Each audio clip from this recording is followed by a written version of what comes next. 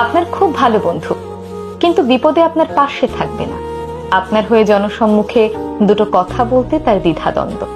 সে কারোর সাথে সম্পর্ক খারাপের পক্ষে নেই, তাতে আপনাকে নিয়ে যা ইচ্ছে তাই হয়ে যায়। ও আসবে আপনার ইনবক্সে, অথবা সবার আড়ালে এসে বলবে, অমুক কিন্তু তোর সাথে এটা ঠিক করেনি, তোর কিছু বলা উচিত। আপনিও ভাববেন, আরে আমার কত বড় শুভাকাঙ্ক্ষী, ও যখন বলেছে ঠিকই বলেছে নিশ্চয়ই। তারপর লড়াইয়ে নামবেন। পাশে চেয়ে দেখবেন সেই বন্ধু চুপচাপ দাঁড়িয়ে।